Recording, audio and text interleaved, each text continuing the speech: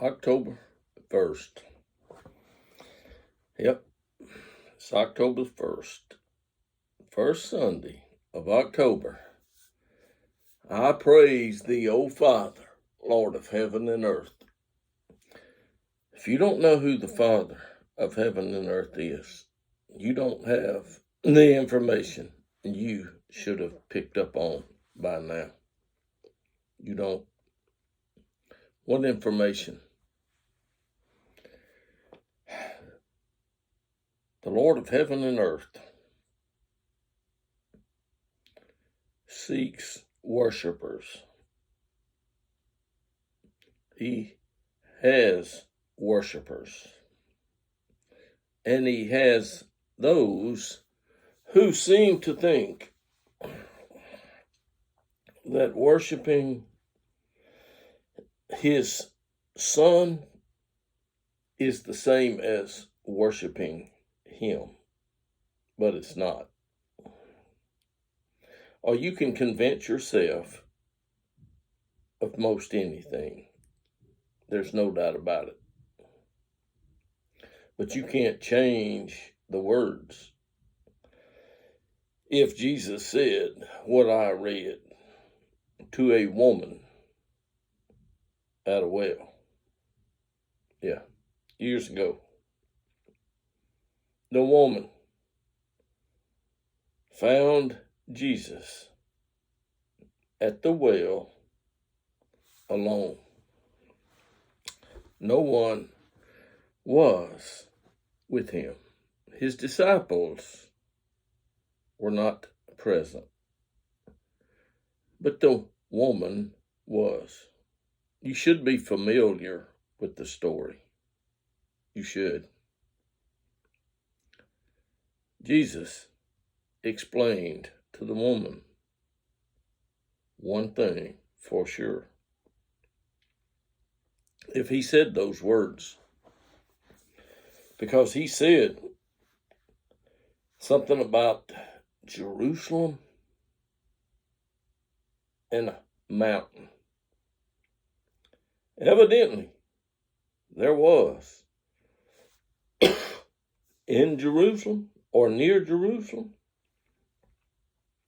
a historical mountain. It was the mountain of the Lord, the one that Moses brought all of Israel out to see and to be and to worship God.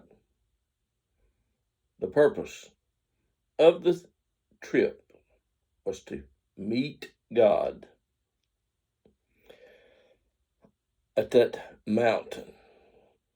And Moses brought all the people out of Egypt to the mountain, and God came down. He came down. God had to come down to get here. He couldn't come up to get there, so he came down. How many times has it been recorded that God came down? Oh, he came down more than once. He was there when Abram was on the mountain. Or he was there in the bush that was burning that Moses saw. God was there. God Almighty himself. No substitute. It was God. He came down. It seems that some people are confused about God's ability. They think that God has a disability. They do. They think because they read something in a book that it's true the way they understand it. I'm not saying it's not true, but the way they understand it comes short, doesn't add up. No. Confusion all around. And when the Lord appeared on the mountain, they had a number of days to get ready. When Moses told them, "We are leaving Egypt," he had gotten word from the Lord.